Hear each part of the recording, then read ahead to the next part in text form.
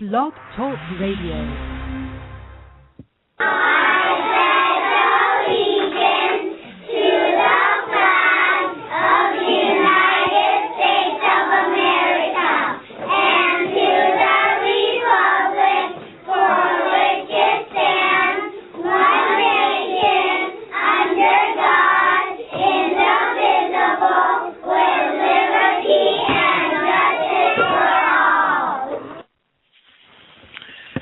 Hello, geocachers and friends. Welcome to Blog Talk Radio, Hikerjamz Geocaching Talk Show. The time is 3 p.m. Eastern Standard Time, and temperature 69 degrees, which isn't too good for this time of year. We've been running pretty low this last weekend into the 40s and only up in the high of the 60s. Had some rain off and on, so geocaching wasn't too good. But it's sun shining out there today and tomorrow. So we've got a pretty good chance of getting something done out there. I had a little experience last weekend. I ran into my niece that she happened to be in Ohio. She drives a little expedite truck all over the 48 states. And she calls me, and she's about 52 miles away from where I live. Wanted to get together and get something to eat and talk about the old days. I haven't seen her in 27 years. So we really had a pretty good weekend. And despite that my brakes went out on my truck, it kind of set us back a little bit, but we still had fun. And I go to meet her and told her that before we went to get something to eat that there was a geocache in the parking lot where I met her at, which I had intentionally told her to meet me there because of that. And she wanted to know what that was because she's heard me talk about it and everything on Facebook. And so I explained it to her a little bit, and I said, well, let's go and I'll show you how it works. So we went out to the end of the parking lot and got my GPS, watching my numbers and walking around in a circle. And she starts walking around, looking through the bushes and stuff. And she says, is this it? So I don't know. So I walked over there and I looked. Sure enough, she done found my geocache. So she says, I'm going to play this game. She says, I'm hooked already. And I said, go, girl, go. You know, and she was going to go to the store and look for a GPS. And I told her, I said, well, you know, they have them on phones. You can download the app for your phone. So she got to looking around and found the app, downloaded it. There we go. And she didn't do too bad, you know, for a beginner. She came up with 5 caches, and she logged 2 trackables, and then took one of the trackables with her, ended up in Michigan with it, and placed it in a geocache up there in Michigan, put almost 500 miles on that cache, and she just thrilled to death to be a geocacher now. She wants to learn everything she can about it. It's just amazing how some people just get triggered into geocaching that quick. Took me a few days to get into it like that, but there you go. You know, she's always staying over the weekend here and there, and like I said, she's traveling all 48 states. So it gives her something to do, a little hobby that she can actually enjoy and keep her from sitting there in the truck being bored with herself.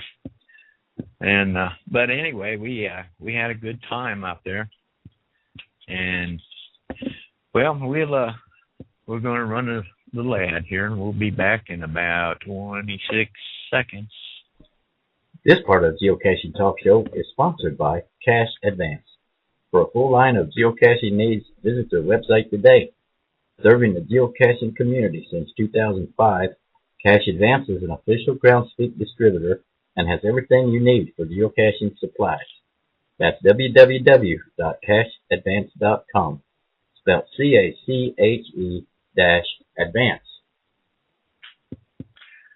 Okay, now our call lines are open. If anyone would like to call in and give your hi, give your comment, give your stories, whatever you want to talk about.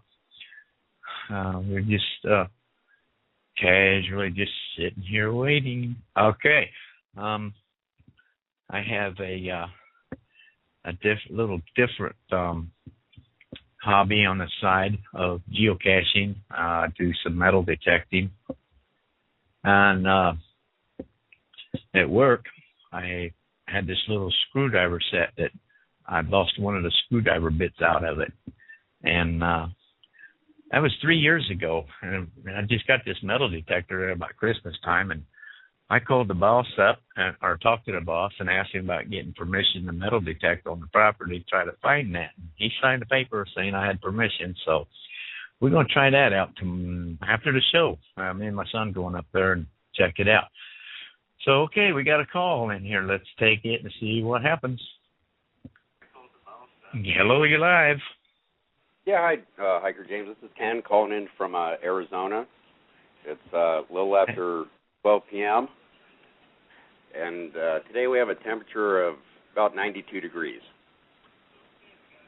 I knew it. I knew you'd call in with that. Send me some. I need some this week. Yeah, I need a little bit of that. At least 10 degrees.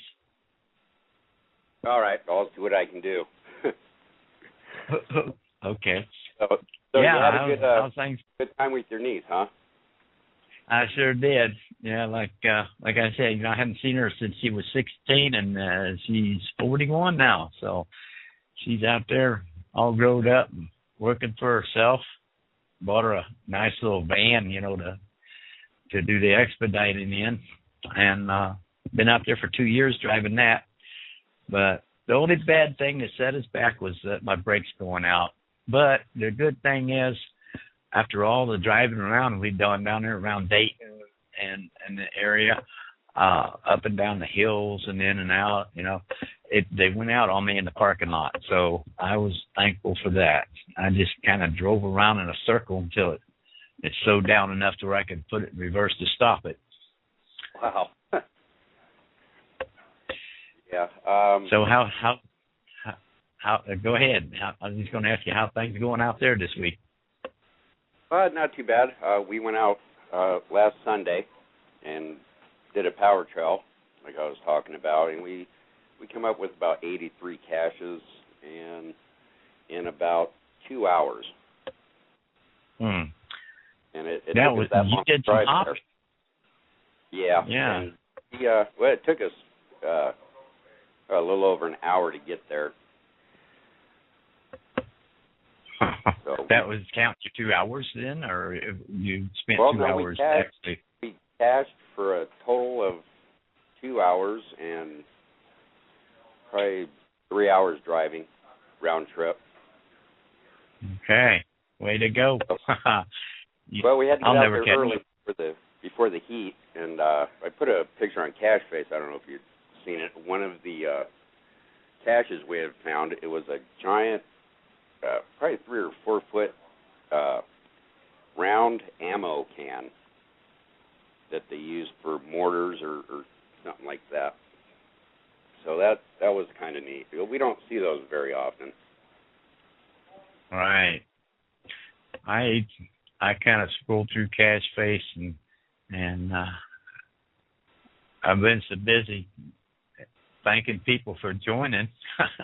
And we're still getting along pretty good there with that. Tell you what, the membership's growing every day. Yeah, I noticed that. And there were some people commenting a while back about an app for Cacheface. The word broke up. It is talking about what? An app for the phones. Oh, okay. And what I do is I just do a Google search of it, and it'll come up, so I can still get Cache Face on my phone. So there's really not you just have to do a Google search on it. All right. Now I got a hold of Paul the other day and asked him. I thought, well, my niece, she don't have a computer and a laptop or anything in her truck, so she's dependent on that phone all the time. Well, I asked him, is there any way that she could join Cache Face and be on there and everything? And he said that if she can go on the internet on her phone and go to cacheface.com, that it would automatically come back as the mobile site. I was looking down here at the bottom of the page on cacheface.com, and it has mobile site, and you can click on that and it'll bring it up the way it would look on a mobile. So I sent that off to her to see if she can try to get on there with that.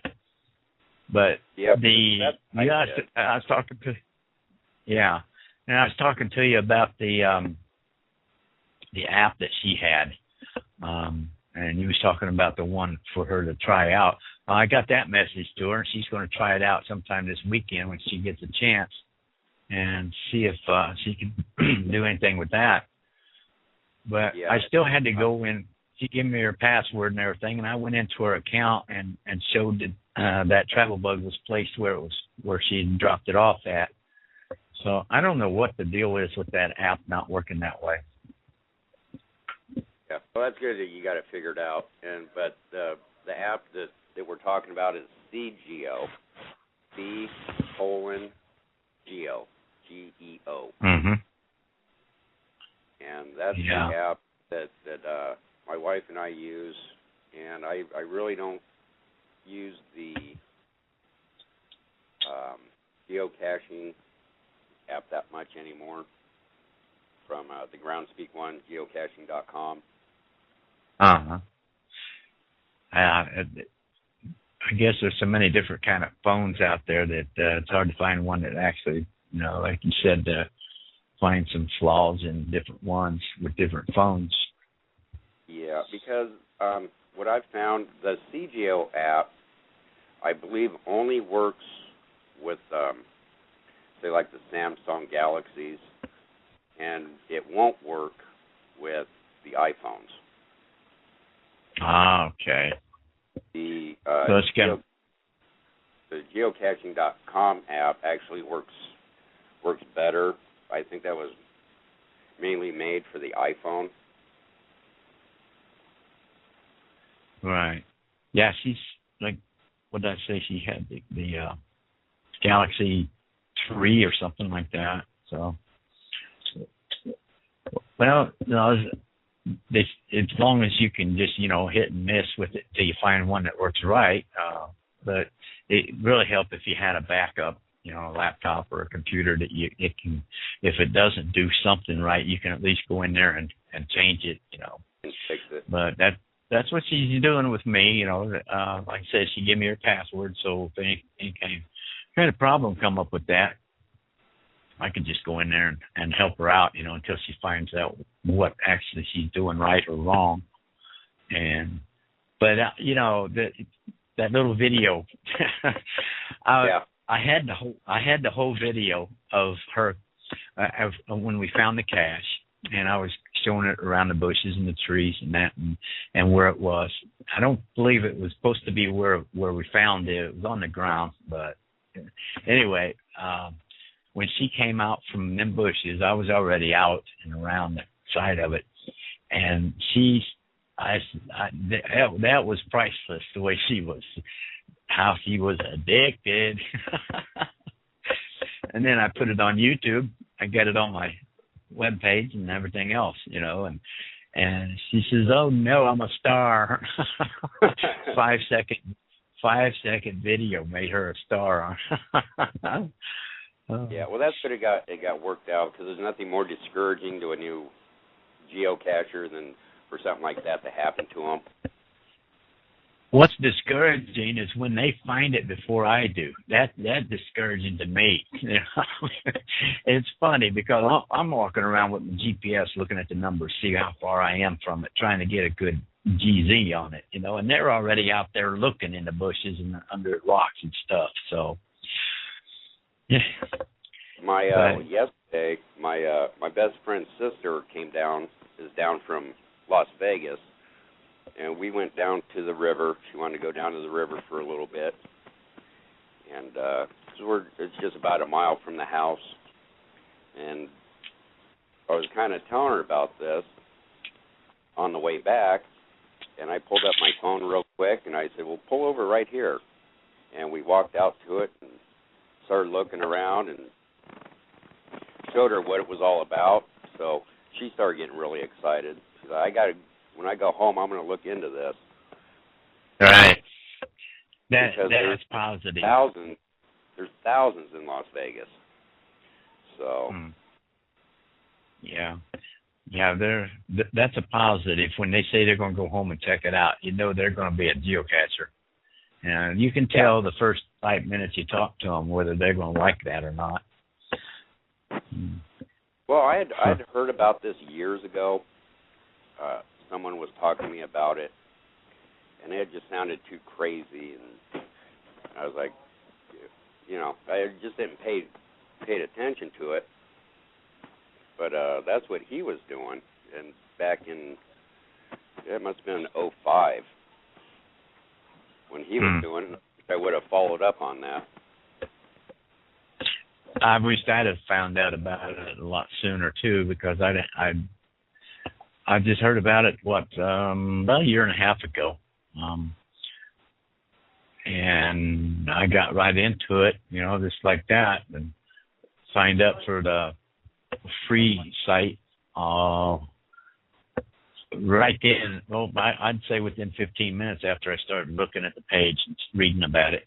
And then it was the next week or the next weekend that I went ahead and did the premium membership on it, and I've been happy with it ever since.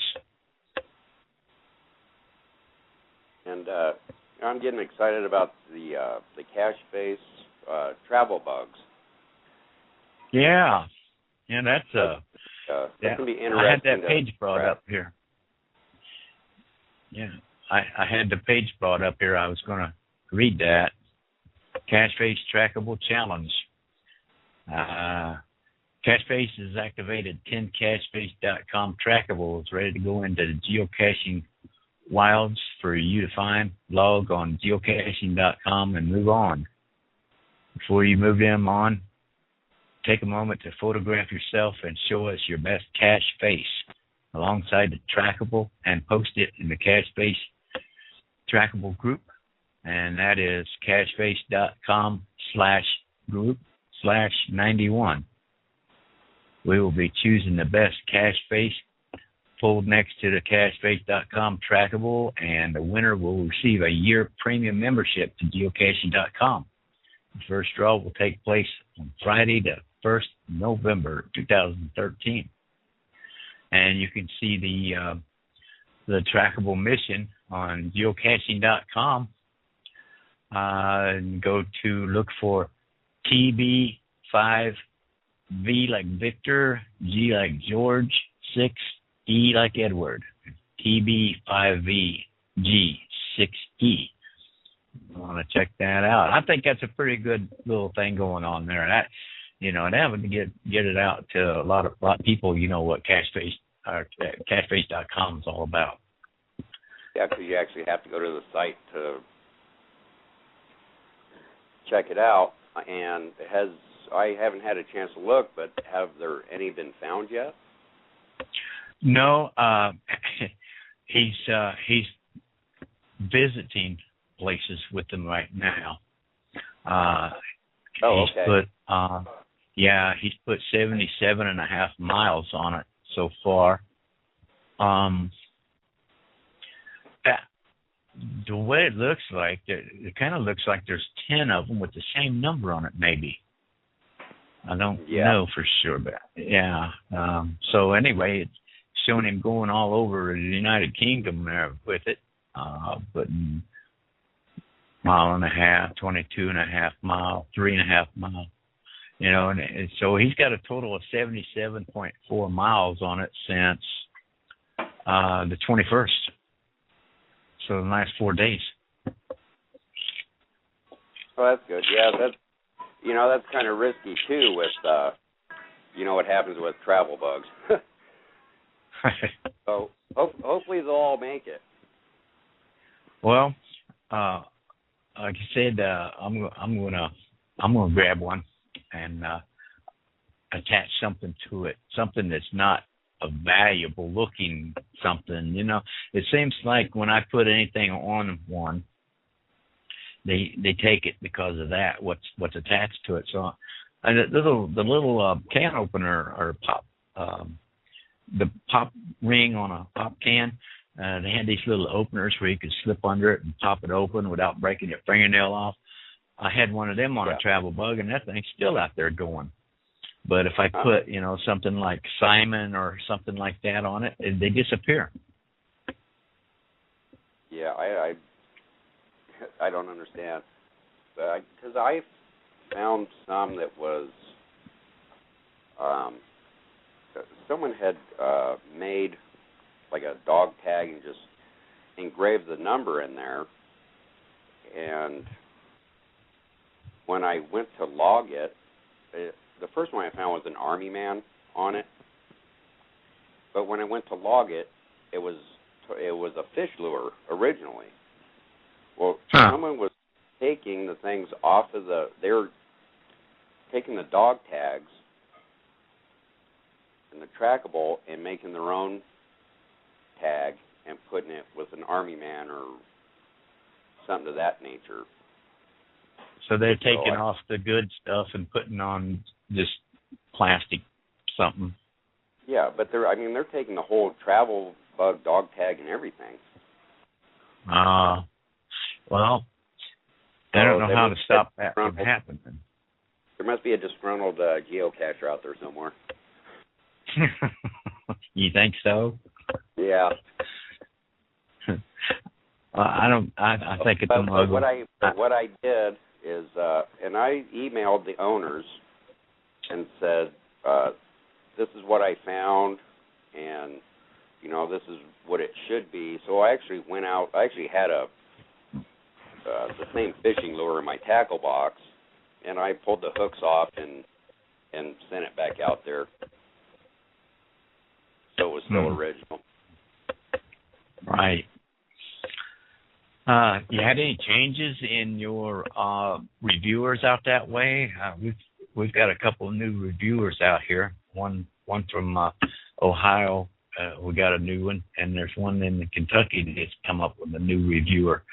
I don't know if they only do that for so many years or what before they give it up, or if it was just coincidence that both states got a new one at about the same time. Well, we have several different viewers because being in the tri-state area where there's 3 states, there's actually one for Arizona, Nevada, and California. But they seem to be pretty much consistent with the same reviewers. We've only had, we're kind of running out of caches in our area. That's why we had to go out last weekend. 100 miles, and they're power trails, so it's just a constant of every 520 feet we're stopping. Right. And it wasn't hard because you can pretty much see them when you pull up to them, just being a little pile of rocks around a pine but it was something to get us out of the house, just to get out there and do something. And this one particular power trail is, I think it looks like there's about 1,000. 1,000, and man, that'd take you a little while to get to all them, but I bet you could do it in a day if you started before the sunlight come up. I don't think so. That's Hey, just a couple days because we tried I the was route. I was thinking positive, Ken. Yeah, boy, that would be nice. It took you all day to get that 84, didn't it? It took us 2 hours. Oh, okay, that's right. And being out in the middle of it, and we just use our phones. There was some. If we pull them up on our phones before we get there, then if we lose service, they're still on our phones to see. Oh. And there was about 10 of them where we were caching blind. That we had lost our signal, and what I did is, because we knew the 10 that weren't on our phones, so the last one that was, I set the truck odometer, and then I'd drive, that 500 feet and watch the odometer and stop. And like I said, they were pretty easy to find. So yeah, there's always a backup for everything. That sounds pretty good, though. I never thought about doing it that way. I'm going to take a real quick break here and be back in 27 seconds. This part of Geocaching Talk Show is sponsored by CacheFace.com. Geocachers, need a place to hang out with fellow cachers? Check out CacheFace.com, where worldwide members come together in one place to share their finds and stories. The top-of-the-line website for geocachers. That's www.cacheface.com. Spelled CacheFace. All righty. All right, Ken from Arizona. They went by a little fast for us there. We've got 3 minutes left on the clock. And, yeah, I see that. Going to have to start stretching that out a little bit there and try to get a little more time than that. But I'm looking maybe more towards fall or something. I'm going to start running it a little bit longer. If I get more callers calling in and stuff, because, a little over a half an hour, like you say, if there's nobody to talk to, that's a long time to talk to yourself. Yeah, I know. And there's I see there's one person on there. So. Yeah. They just need to call in that number. But I've been advertising it, and trying to explain to people, that I can take up to 5 callers at a time, and which I don't know if I can keep up with that many at one time, but at least it gives them a chance to get on hold and be the next one to talk to. So yeah, I'm going to run through. I'm going to run through how to find out more about geocaching. Thanks for calling in today. And maybe if I don't go to more than a half an hour show, maybe I'll start doing 2 half-hour shows, one on a Saturday and one on a Sunday. We'll see how that works out. That might work. So, okay. All right, Ken. I'll run your ads, and we'll cash you next week. All right. Thanks for calling in. We'll cash you later. All right. Yeah, have a good week. Bye. Bye-bye. You too. Bye. Okay, to learn more about geocaching, go to geocaching.com. At the top left side of the page, go to Learn and click on Geocaching 101. And from there, you'll find all the questions and answers, what geocaching is all about. Then you can sign up a free member or as a premium member and get started as a new geocacher and enjoy the worldwide treasure hunting game wherever you are. That's www.geocaching.com. And if you'd like to contact me about this show or any other show, you can send me an email to hikerjamz@hotmail.com and type in the subject line Blog Talk Radio. That's HIKERJAMZ@hotmail.com. Thanks for being with us today, and we look forward to hearing from you next week, same time, same place, here on Hikerjamz Geocaching Talk Show. Until then, see ya.